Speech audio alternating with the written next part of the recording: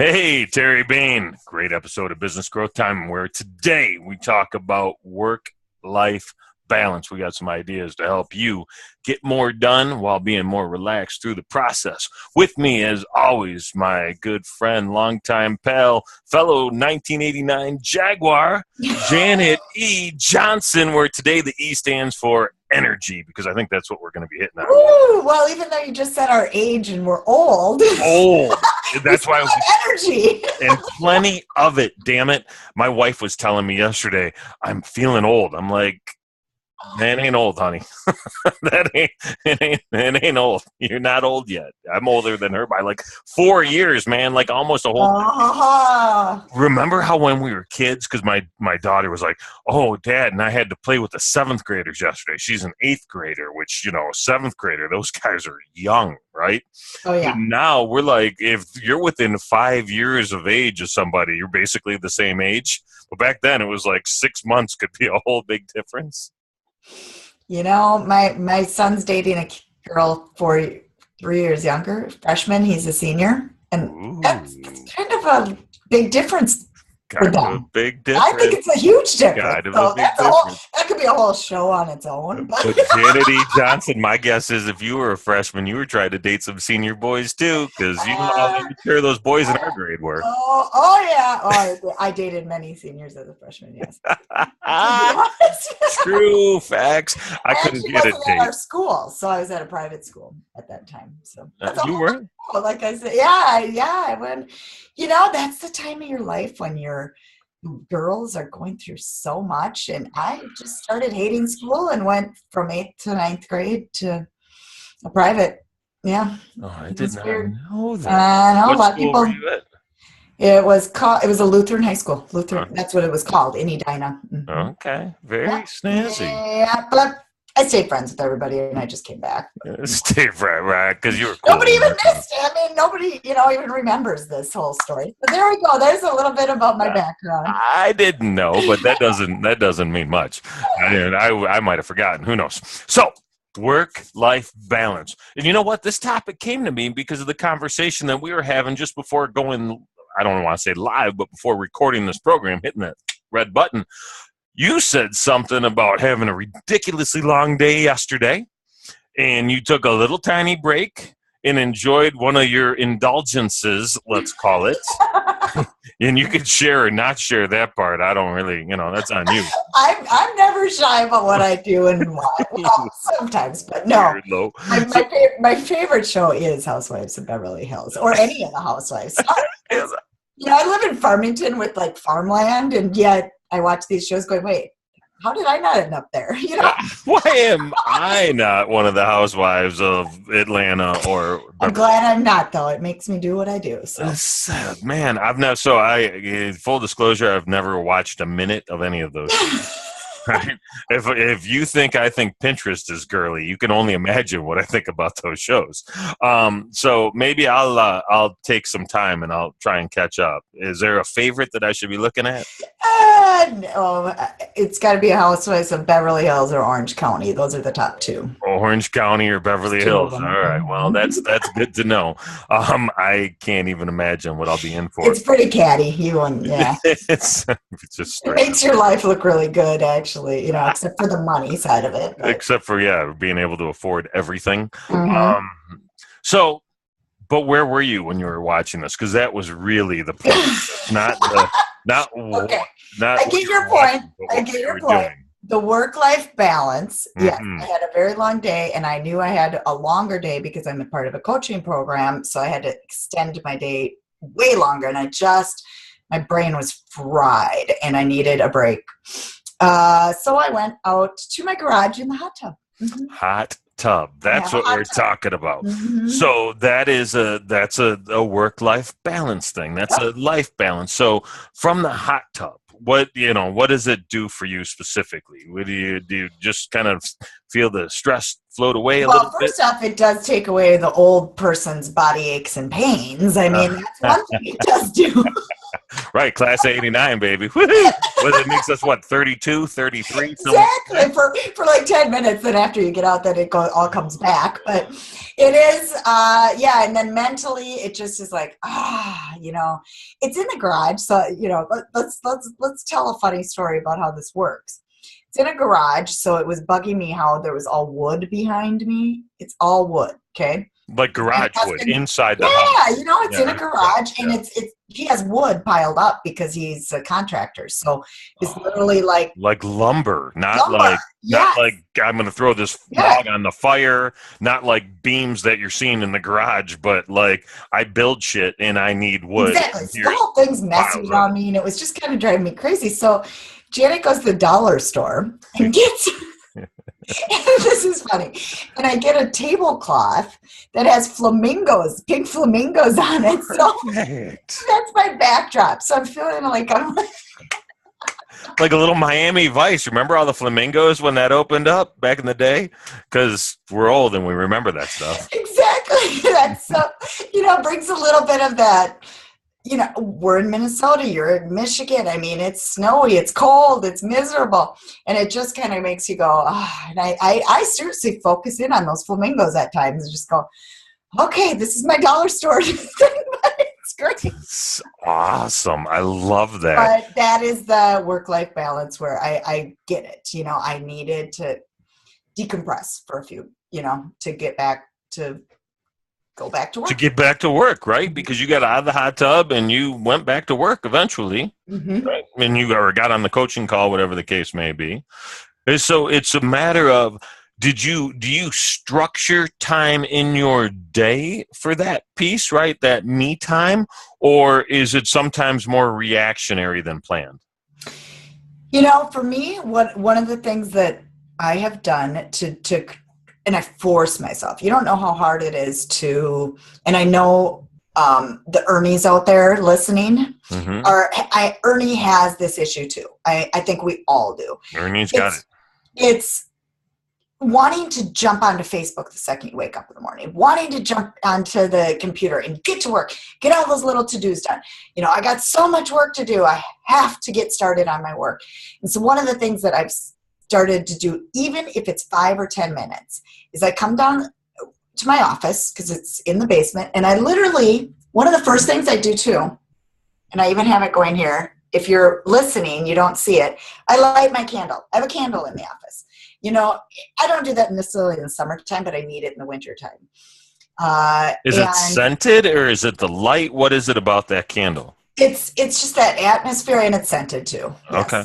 Yeah, because you've got overhead light on, but that could be because we're recording, and so you want the visual. If you I have the Himalayan salt lamp too. Well, of course you do.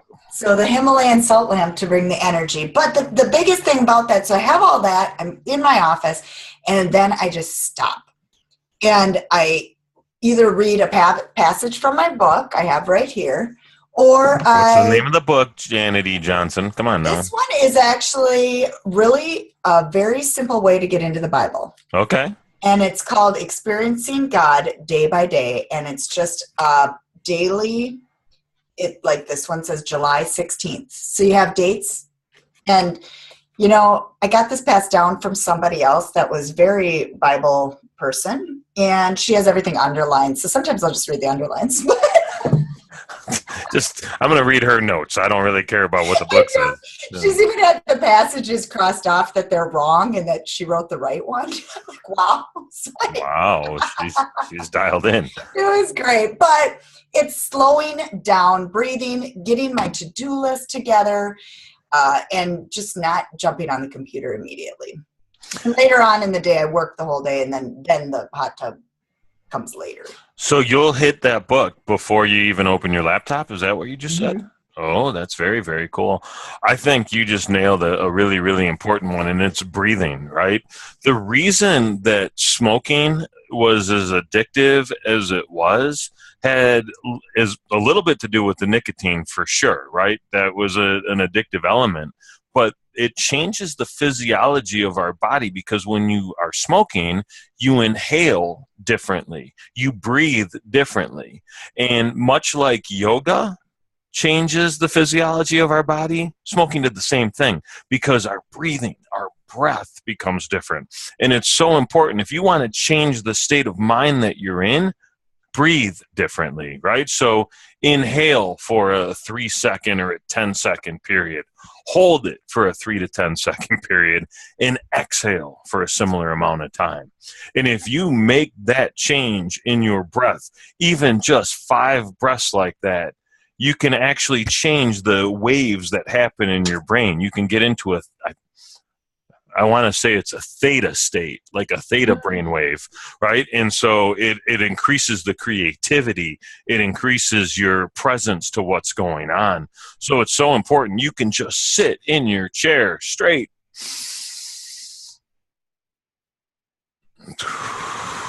And just breathe, right? And it's so easy. And I figured my breathing was, wintered enough that you could hear it, actually. So, but yes, for those of you listening. Closing his eyes, too. There you go. Closing my.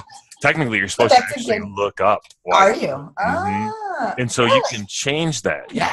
And it's really, really cool, because all of a sudden the energy switches, right? So sometimes people are like, I just like to take a quick 20-minute nap, which is a great way to get re-energized. But you don't even have to do that. You can just change your breath. It was Thomas Edison used to put a metal pan underneath by his chair, and he'd hold some coins in his hand, and he would sit back in his chair. I'm sitting back in my chair, and he would get into a state where he was almost asleep.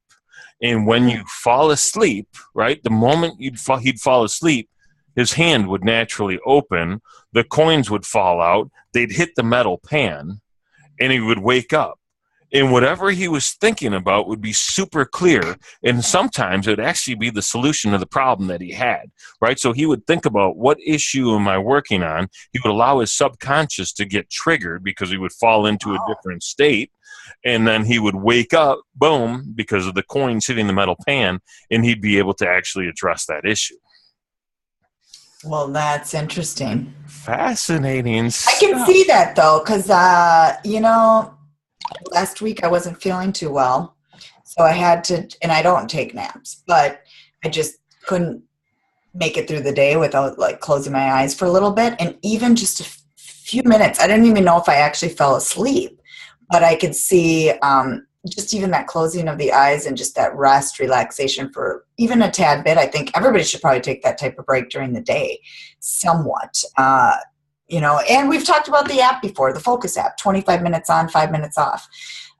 That's another way to look at it. So I think there's so many things to do that for breathing purposes. And I love that the breathing part of it is, I think, something we all forget to do. We almost hold our breath half the time because we're just busy. So busy, right? Mm-hmm. Can't even take the 18 seconds to breathe. Come on. It's seriously, it's less than 2 minutes. Long. It's crazy because we're such a fast pace now. Yep. But even the 18 seconds, I've been one of the other coaches I work with, she's been talking about, taking a whole half hour of time in the morning. I'm like, I take 5-10 minutes. I just can't get to that half hour. That's a long time. But what happens is, because we took that time, right, it creates greater efficiency and it optimizes our activity. So the reality is, not taking that 30 minutes actually slows us down in the rest of what we're doing. So it's as counterintuitive as it is, it's actually detrimental to not be taking care of ourselves. You talk to people who are like, oh, I sleep 4 hours a day. You're screwing yourself sleeping 4 hours a day, right? Or I sleep when I'm tired. I have a hack. I'll sleep for an hour. I'll wake up. I'll do a bunch of stuff. I'll sleep for an hour. And, I'll sleep 5 hours over the course of the day. But it always looks like I'm up and working because I'm doing stuff at 3 o'clock in the morning because I just woke up an hour before. Don't do that. That's not necessarily good for you. No, it isn't. No. Sleep does matter. And I think that's a big part of the work-life balance is just, you need that amount of sleep. And I know certain people need more. I'm one of those. anymore. I need 8 hours minimally. Minimally, right? And you have to listen to your body. And so many of us don't take the time to do that, or we force it. And, as you get older, you start to become more attuned and more aligned with who you are. But we need to start figuring that out earlier in life. And realistically, our education system does us a disservice, because that is such an important element of our success, right? Understanding who we are, how we behave, how we function. And they don't really do a good job of teaching that at all. But at least we know about abstinence, so we've got that going for us. Sideways. I know. I'm like that. What can I tell you? So anyway. So Terry and his left turns. So the other thing I want to talk about, and I think this is really, really important, that you can't truly achieve work-life balance if you don't first achieve work balance, right? And what I mean by that is you've got to find some way to actually make the work you're doing enjoyable, right? Where it's, even if it's just tied to future goals and the things you get as a result of work, if you're not figuring out a way to get through the day at work, you couldn't possibly achieve work-life balance. I know so many people that absolutely dread Monday, are super excited about Thursday, and Friday is the best thing they've got going. As entrepreneurs, you have to kind of get in the spirit of, hey, Monday's awesome, but it ain't that much different than Friday, because frankly, I'm going to be spending some time working on Saturday and Sunday anyway. Mm-hmm. Right? Because and I actually like Monday because it tends to be my most productive day. Because I try to work a little bit the work-life balance. I'm always working on the weekends if I'm around. If it's summer, that's a different story. But taking the weekend time to do more around the home, more with the kids. We don't do that much anymore just because they're older now. They're old, they have friends. They have their buddies. But, just taking time to not, be on the computer constantly, but I will work a few hours. But the one thing I have noticed as an entrepreneur, I think, I kind of look forward to Monday because I'm like, wow, I know Mondays I crank out the most work. Really? And I usually leave that opened with, non-appointments, that kind of thing, to just really know, okay, that's my day that I'm going to hit it hard and get a bunch of work done. So, Mondays are great productivity for me, and I like them. When you're productive, it helps. It's makes you feel good. Getting shit done is definitely putting a positive check mark in the world, right? So I get that. And Mondays for me, similar. I keep them open. Right. I don't know that I always get as much done on Mondays as it sounds like you do. I'd be curious. I wonder what my most productive day is. I have a sneaking suspicion it varies. Friday is my least. Is it? Is it because of this show? We record these on Friday. We're just like, let's just go have a drink. No, I'm just kidding. The show's recorded at 9 a.m. But yeah, right. Which is why you need a drink. I get it. It's the day, no excuses. But yeah, I don't know. Clients I think have. The one thing is I know that clients are quieter on Fridays. Mm-hmm. Their mindset is towards the weekend, so then it makes your day a quieter day too. So that could be a more productive day, but I'm kind of at that point, ready to wind down a little bit too. So that's just. I wonder if it's less productive or just less busy feeling, right? Because to your point, when you're getting interrupted constantly from client calls and emails and messaging, we tend to feel like we were productive, but maybe we weren't productive at all. Maybe we were just really busy, right? So I wonder what that actually looks like. Kind of cool to do a study on that. Not that I'm going to do it. And I'd love to hear from the audience too, because the other side of it is that I cranked out my whole PowerPoint for my webinar last Sunday morning because I just sat down and that's all I did. I mean, no interruptions, no Facebook, no nothing, no emails from clients. So my weekends tend to be where if I know a project can actually get done on a weekend day too. So that's something to think about too. So I'd love to hear what's the most, we'll put it in the group. What's your most productive day of the week? What do you feel is your most productive day of the week? I think it's a good question. I think it's a good question. And I think the results will be interesting. Yeah. I wonder how much overlap there'll be. Obviously, there'll be overlap because it's kind of a forced choice, right? There's only 5 or at best 7 options. Could be a Wednesday. I don't know. Could be hump day, baby. What up? Well, that's very, very cool. So what else do you do to, and I don't necessarily want to say to relax necessarily, but to separate work from life, right? How do you, can you compartmentalize those? Because, and we may be talking to a lot of people that do work in their home right now. I work in my home. So for me, what I do personally is my office is my workspace. So when people have to commute to work, I commute down my stairs to my basement office. Is there ever traffic? Sometimes there's a cat in the way or something.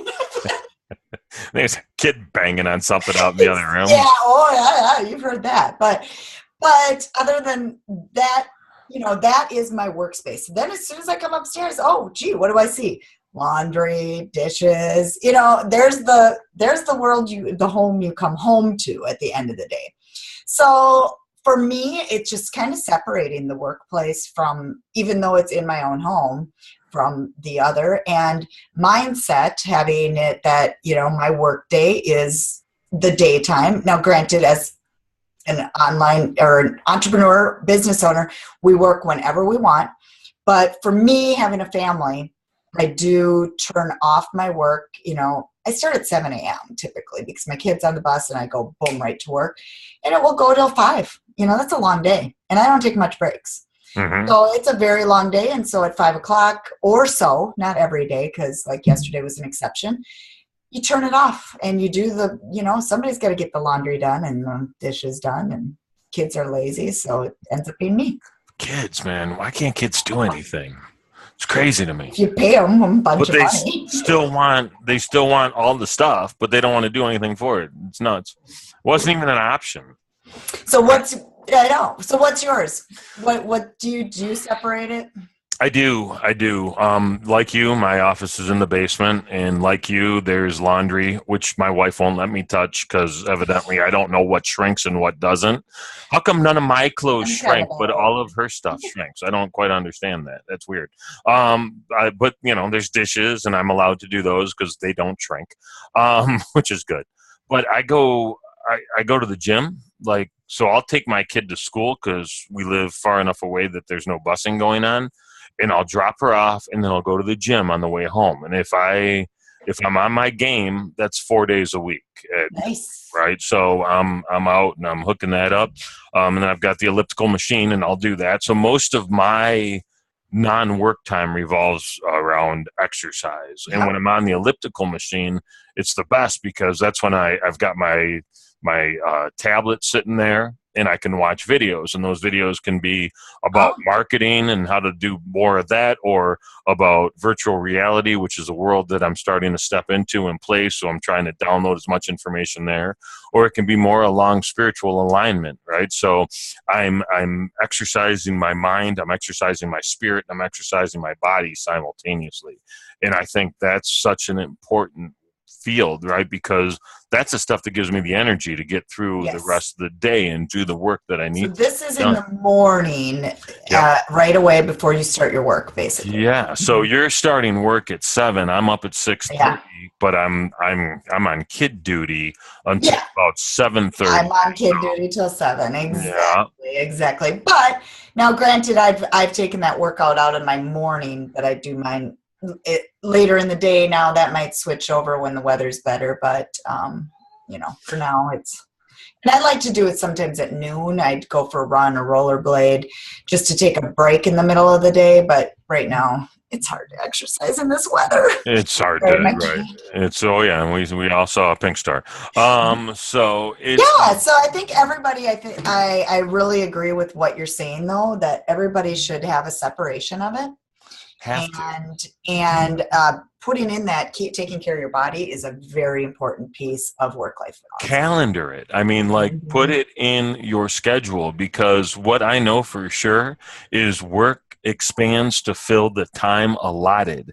So if you're saying I'm going to work from 7 to 5 and all of a sudden, oh, this call came in and it took 30 minutes and I didn't have that budgeted, all of a sudden you're working from 7 to 5:30 or 5:45, right?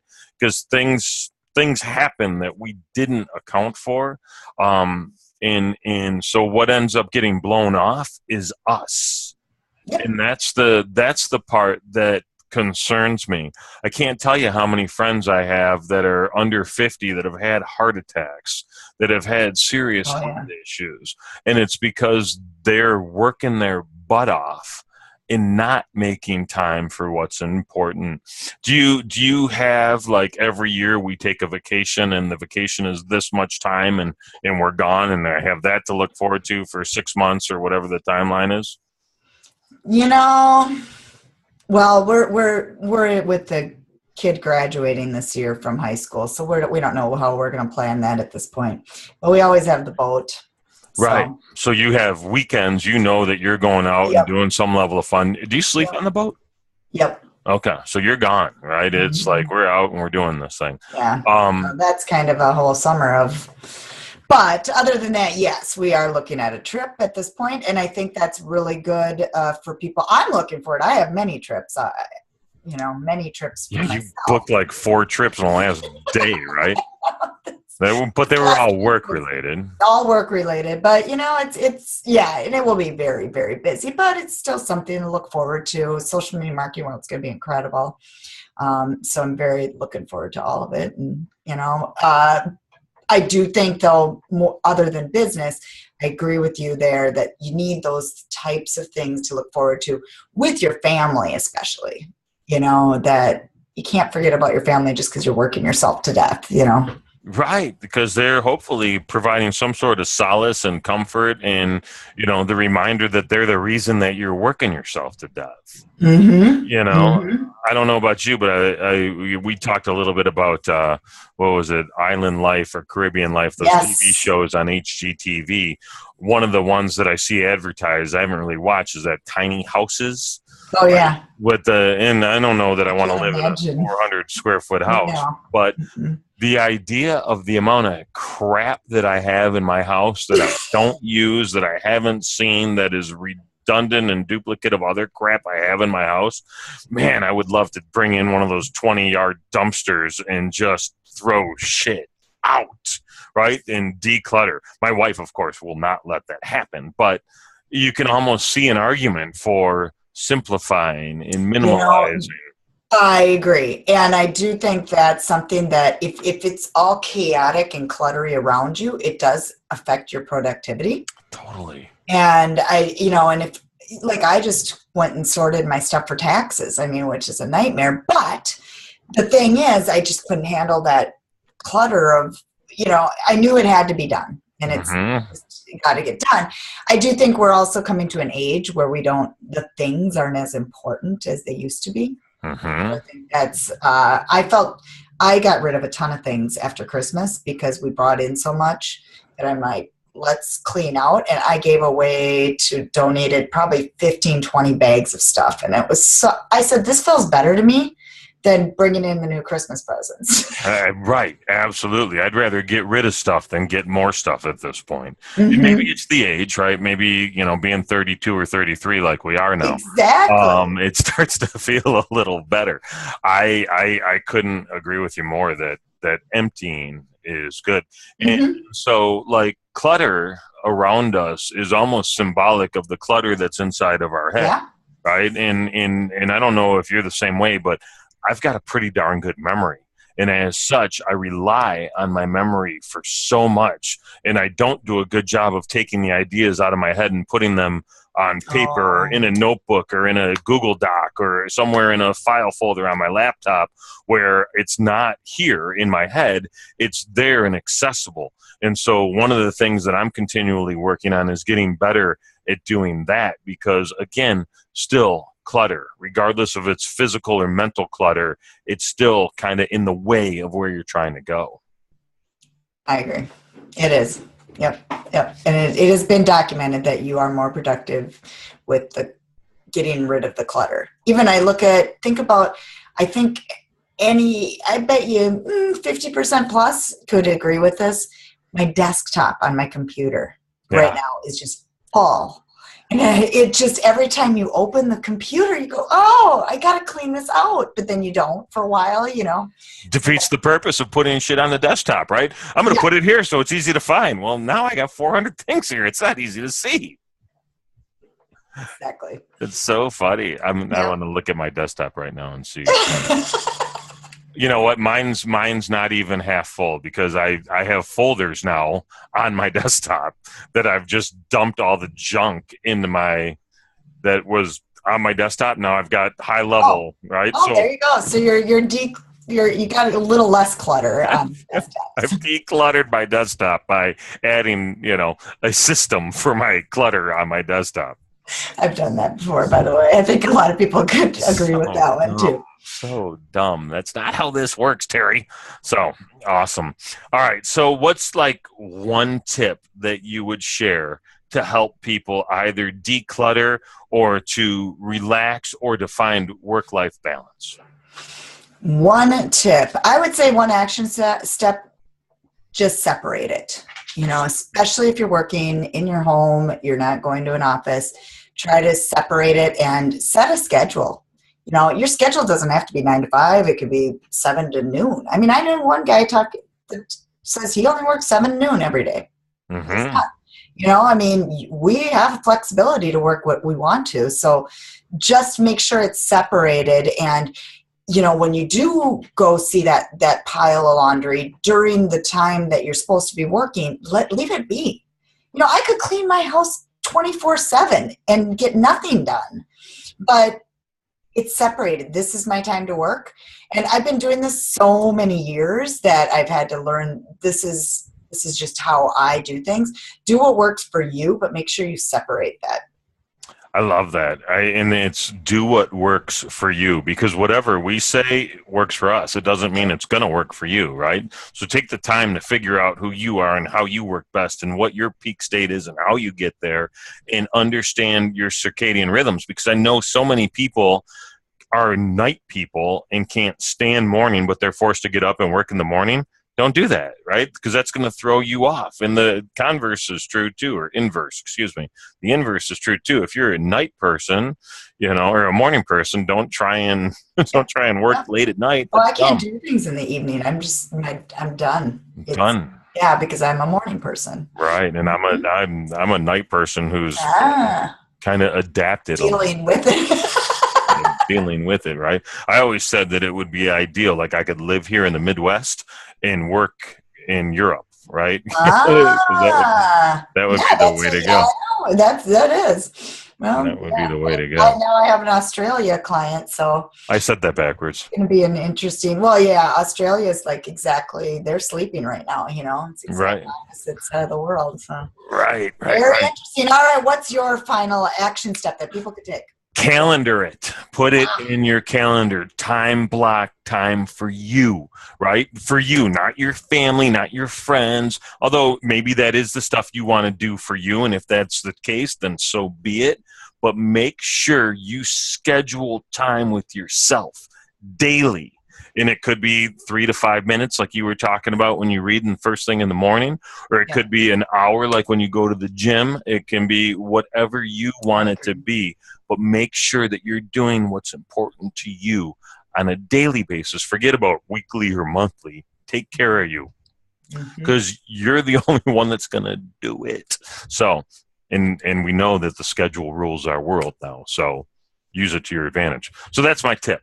So where can Ernie find us if they're looking for us or want to be Ernie? Group at businessgrowthtime.xyz.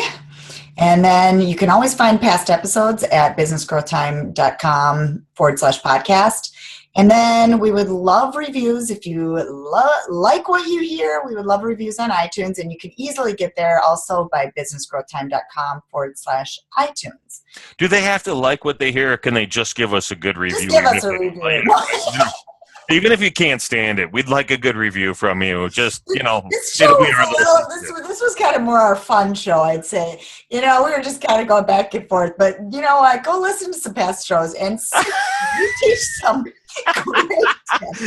Hey, listen, we admit that this show kind of sucked that we threw it together at the last It minute. was kind of a no. But it's, you know what? It's okay. It's, you know, it's work-life balance. We like to have fun, and we think, we're just trying to help you learn tips to improve your business, bottom line. That's it. So I think that's a hell of a disclaimer. Too bad we didn't do that at the beginning, so you would have known what you were getting into, but that's awesome. All right, with that being said, Janet E. Johnson, as always, a pleasure, dear lady. Ernie, we love you. Peace to you. And we'll look forward to seeing you guys real soon. Be good. All right, see ya.